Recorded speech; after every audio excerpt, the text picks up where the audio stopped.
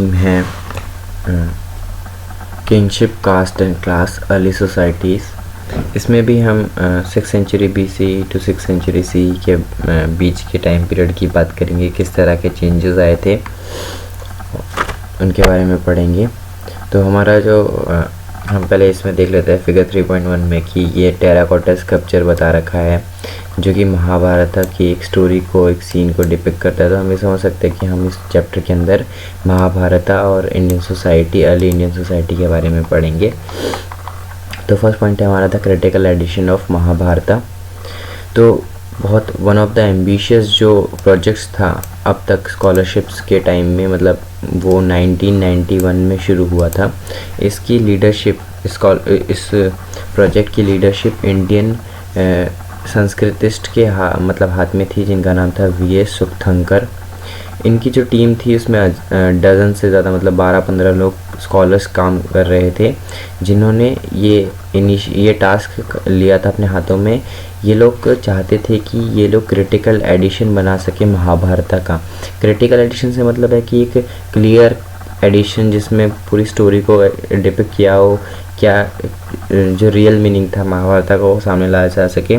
महाभारत जो कि एक कोलोसल एपिक था, जो कि स्टिल मतलब आज भी इसकी जो रनिंग फॉर्म में इसकी जितने इसमें वर्सेस है वो 1 लाख वर्सेस है, 1 लाख मंत्र और 1 लाख वर्सेस लिखे हुए हैं। और अलग अलग डिपिक्शंस है इस स्टोरी के अंदर, इस एपिक के अंदर अलग अलग सोशल कैटेगरीज़ को दिखाया गया है, सिचुएशंस को दिखाया गया है।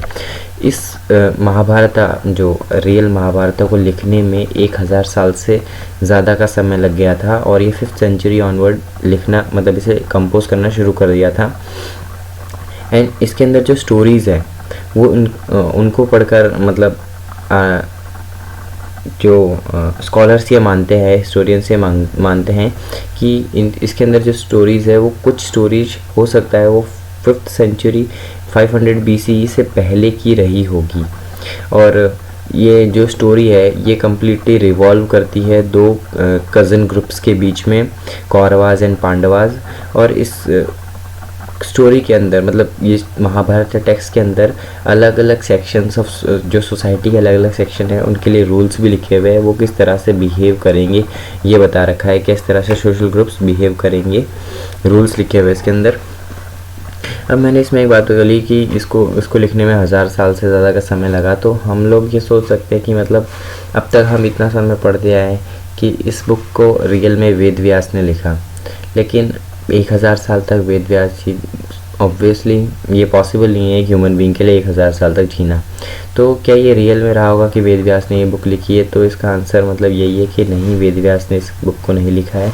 रियल में हम लॉजिकली देखें तो इस बुक को जो जिन्होंने असली में लिखा है, मतलब जिन्होंने इस बुक की स्टोरीज़ को रियल में लिखा है, वो लोग थे चैरियट राइडर्स, जो हॉर्स चैरियट्स को लेकर युद्ध में जो लोग जाते थे, वो स्टोरीज़ को बताते थे कि युद्ध में क्या क्या हुआ। उनसे उस स्टोरीज़ को कंपोज करके महाभारत बनी है। और कई तरह के मतलब अलग अलग एलिमेंट्स हमें देखने को मिलते हैं। जो क्रिटिकल एडिशन था वो मतलब एक्चुअली में रियल में उसे संस्कृत में लिखा गया था, और इनको अलग अलग स्क्रिप्ट्स में लिखा होने की वजह से अलग अलग कंट्रीज़ के, मतलब इस कंट्री के अलग अलग पार्ट से, सब कॉन्टिनेंट के अलग अलग पार्ट से इस महाभारत के जो मतलब डॉक्यूमेंट्स थे, मतलब हम लोग जिन हिस्टोरियंस ने डॉक्यूमेंट्स को कलेक्ट किया, फिर एक कंपोज किया एक साथ VS सुक्थंकर की टीम ने। और इस प्रोजेक्ट को कंप्लीट करने में 47 ईयर्स लग गए। कम्प्लीटली उन लोगों ने 47 ईयर्स इस चीज़ को दिया, और इन लोगों ने 47 ईयर्स में महाभारत का एक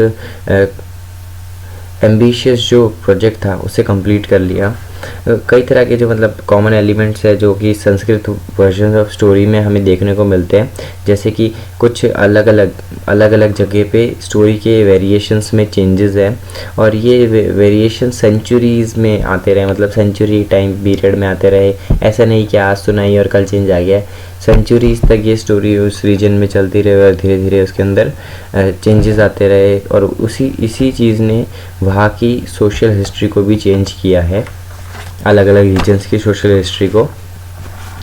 हमारा सेकंड पार्ट है kinship and marriage, many rules and the varied practices. Kinship मतलब रिलेशंस और किस तरह की मैरिज प्रैक्टिस की जाती थी पुराने समय में। पैट्रिलिनी का मतलब होता है कि tracing descent from father to son grandson, मतलब इस तरह से। और मैट्रिलिनी का मतलब होता है कि tracing descent from mother, tracing descent from mother matriliny का मतलब होता है। अब हम पढ़ेंगे मतलब सेकंड टॉपिक में हम पढ़ने वाले हैं फाइंडिंग अबाउट फैमिलीज़ एंड। तो फैमिली जो यूजुअली होती थी वो उनका क्लियरली मतलब तो ये होता है कि रिलेटिव्स का बहुत बड़ा ग्रुप, फैमिलीज़ के मतलब। लेकिन इसका जो मोर टेक्निकल टर्म में हम इसे किन फोक बोलेंगे। किन फोक मतलब रिलेटिव्स, क्लोज रिलेटिव किन फोक, जो कि ये यहाँ पे लिखा हुआ है किन फोक मतलब क्लोजली टेक्निकली ये वर्ड है इसका मतलब।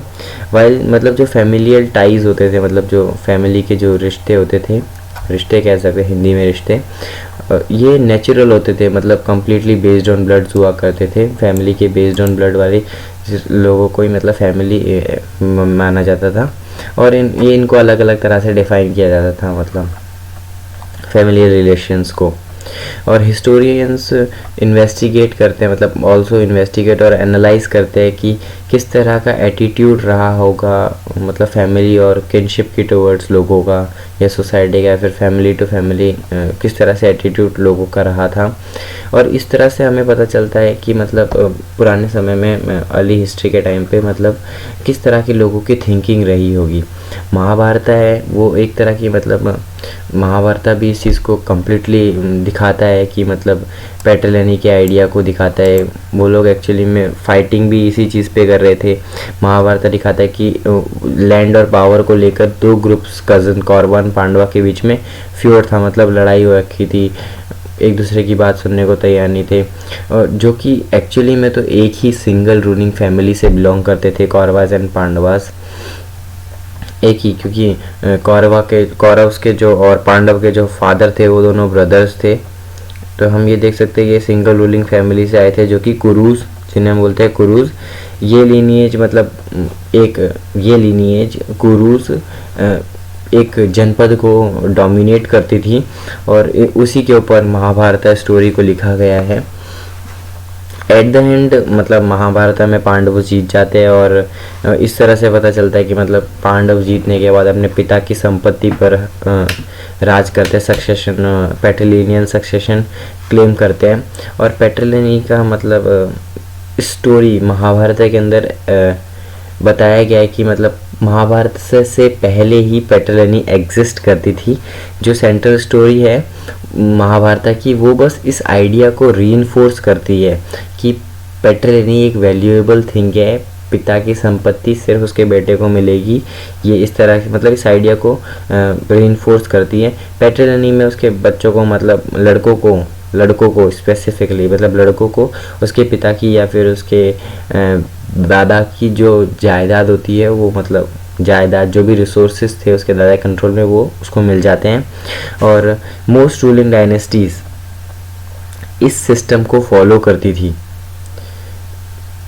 कुछ वेरिएशंस होते थे जब उनके सन नहीं होते थे, मतलब उनके लड़के नहीं होते थे, इनके इस सब वेरिएशंस देखने को मिलते थे, वरना बहुत रेयर वेरिएशंस थे क्योंकि सब लोग इस सिस्टम को फॉलो करते थे। पैट्रिलिनी का जो कंसर्न था रूलिंग फैमिलीज़ में वो यूनिक नहीं था, क्योंकि मतलब यूनिक नहीं है उस समय से देखा जाए तो यूनिक नहीं था, क्योंकि मंत्र जो कि ऋग्वेदा में जो कि एक रिचुअल टेक्स्ट है हिंदुइज्म का, उसमें जो मंत्र मिलते हैं वो ये बताते हैं कि मतलब उन मंत्रों के हिसाब से ये पता चलता है कि किस तरह से लड़कों को ज़्यादा इम्पोर्टेंस दी गई थी, पैट्रिलिनी को ज़्यादा इम्पोर्टेंस दी गई थी। और ये हो सकता है कि ये जो एटीट्यूड्स जो शेयर हुए हैं ऋग्वेदा के अंदर, ये वेल्दी मेंस जो उस समय के जो वेल्दी मेन थे जिन्होंने अपना स्टेटस को बहुत हाई क्लेम करने के लिए ऋग्वेदा में इस तरह के चेंजेस लाए होंगे या फिर ऋग्वेदा के मंत्रों में इस तरह के चेंजेस रखे होंगे। और सिंपल सी बात है, ऑफ कोर्स ब्राह्मण्स इसका एक बहुत बड़ा पार्ट है। ब्राह्मण्स ने भी अपने स्टेटस को ऊपर रखने के लिए ऋग्वेदा में इस तरह के मंत्रास का मतलब कंपोज किए थे। मैरिज किस तरह से मतलब मैरिज को लेकर भी बता रखा है यहाँ पे। ऋग्वेदा की बात थी, ब्राह्मण, ये आप यहाँ से पढ़ सकते हो कि ऋग्वेदा के बारे में क्या बता रखा है और क्या क्या रूल्स हुआ करते थे मैरिज के। डॉटर्स जो होती थी, लड़कियाँ मतलब जो बेटियाँ होती थी, उनका किसी भी तरह का घर पर अधिकार नहीं होता था मैरिज के बाद। मतलब अपने पिता की संपत्ति पे किसी भी तरह का अधिकार नहीं होगा। वो दूसरे किन मतलब रिलेशन में दूसरी जगह पे दूसरी फैमिलीज़ में मैरी करती थी और इस तरह के सिस्टम को हम एक्सोगैमी कहते हैं। यहाँ पे अलग अलग टाइप्स ऑफ मैरिज दिखा रखा है। एंडोगैमी मतलब एक ही यूनिट में शादी करना, एक ही कास्ट में, एक ही किन ग्रुप में या फिर एक ही ग्रुप में या सेम लोकेलिटी में शादी करना एंडोगैमी कहलाता है। और एक्सोगैमी यानी अपनी यूनिट से बाहर, यानी अपनी कास्ट से बाहर शादी, मतलब अपनी यूनिट या फिर अपने किन से बाहर शादी करना एक्सोगैमी कहलाता है। पॉलीजिनी मतलब होता है कि एक आदमी की बहुत सारी बीवियाँ या फिर सेवरल वाइफ्स होना पॉलीजिनी कहलाता है, पॉलीजिनी या फिर पॉलीगैमी। एंड पॉलीएंड्री मतलब एक औरत के बहुत सारे हस्बैंड। और पॉलीएंड्री का सबसे बड़ा एग्जाम्पल हम महाभारत में पांडवास को ले सकते हैं। द्रौपदी के 5 पति थे पांडव। पॉलीएंड्री का बहुत बड़ा एग्जाम्पल यहाँ से देखने को मिलता है। अब वुमेन्स जो मैरी करती थी, मतलब वुमेन्स की जो शादी होती थी, उसको एकदम राइट शादी कैसे माना जाता था कि उनकी शादी एकदम राइट टाइम पे होनी चाहिए, एकदम राइट पर्सन से होनी चाहिए। इसकी वजह से इस बिलीव की वजह से एक और बिलीव को मतलब राइज हुआ, एक और बिलीव का, वो था कन्यादान का या फिर the gift of a daughter marriage के टाइम पे। और ये उसके फादर की बहुत बड़ी ड्यूटी होती है कि वो मतलब ये उसकी रिलीजियस ड्यूटी होती है उसके फादर की। और ये आज के टाइम पे हिंदुइज़्म में हमेशा से हिंदुइज़्म में ये देखा गया कि मतलब कन्यादान को बहुत इम्पोर्टेंस दी जाती है।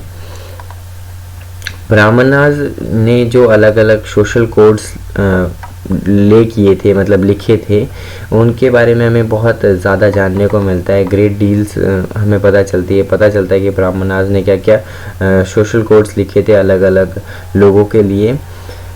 इसका मतलब ये पता चलता है कि ये जो रूल्स है ये मेनली ब्राह्मणाज फॉलो करते थे और ये रेस्ट ऑफ द सोसाइटी से भी फॉलो करवाते थे इस तरह के रूल्स।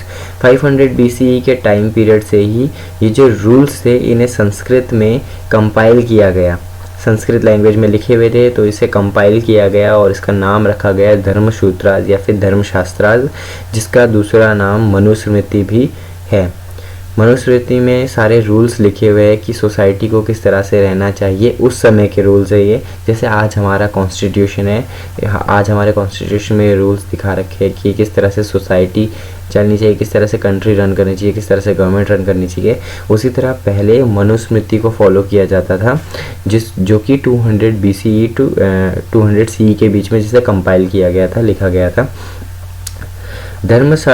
सूत्राज यानी धर्मशास्त्राज यानी मनुस्मृति के अंदर 8 फॉर्म, मैरिज के 8 फॉर्म बताए गए हैं। मैरिज के जो 8 फॉर्म्स हैं वो बताए गए हैं, जो उनमें से सिर्फ 8 में से सिर्फ 4 को अच्छा फॉर्म माना जाता है, बाकी को गलत तरीके की शादी माना जाता था। यहाँ पे लिखा होगा मनुस्मृति और धर्मसूत्राज के बारे में। और यहाँ पे द गोत्र ऑफ वुमेन 2.4 में अब हम पढ़ेंगे कि गोत्रा क्यों इम्पोर्टेंट था, गोत्र क्यों इम्पोर्टेंट माना जाता था। फ्रॉम 1000 BCE मतलब उस टाइम पीरियड से स्पेशली ब्राह्मण्स ने ही सोसाइटी में चेंजेस लाए थे। तो ब्राह्मण्स ने अलग अलग गोत्रास को क्लासीफाई किया था और हर एक गोत्रा का एक वैदिक सिर पर नाम रखा था। और ये जो भी एक गोत्रा से सिमिलर गोत्रा से बिलोंग करता था उसे उस वैदिक सिर का डिसेंडेंट माना जाता था, वंशज माना जाता था।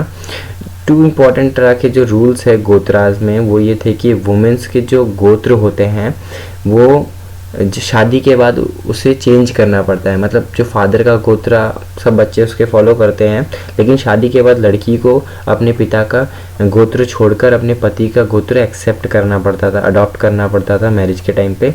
और जो सेम गोत्र के जो लोग होते हैं वो लोग शादी नहीं कर सकते, ये भी रूल था उस समय। सतवाना जो कि एक बहुत पावरफुल रूलिंग डायनेस्टी थी, रूलिंग लिनिएज थी, उनका मतलब कंट्रोल था वेस्टर्न इंडिया और डेक्कन में second century BCE to second century CE के टाइम पीरियड में। तो कुछ उस समय जो कुछ सतवाना रूलर्स थे वो पॉलीजीनियस मतलब पॉलीगैमी का को फॉलो करते थे, यानी उनकी एक से ज़्यादा बीवियाँ हुआ करती थी।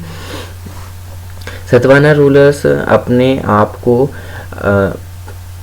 पिता के डिसेंडेंट मतलब फादर के डिसेंडेंट ना मानकर, पैट्रिलिनियल डिसेंडेंट ना मानकर मैट्रिलिनियल डिसेंडेंट मैट्रोनॉमिक्स का यूज़ करते थे। मतलब वो अपने आप को अपनी मदर से डिराइव करते थे, बट लेकिन उनकी जो थ्रोन होती थी वो ऑफ कोर्स पैट्रिलिनियल होती थी। वो अपने father to son, son to grandson, मतलब सन टू ग्रैंडसन इस तरह से जाती थी, लेकिन उनका जो नाम होता था वो उनके मदर से डिराइव होता था, मतलब मदर से डिराइव किया गया था। अब हमारा जो यहाँ पे मैट्रोनाइमिक्स के बारे में उपनिषद में भी बता रखा है, पढ़ सकते हैं यहाँ से।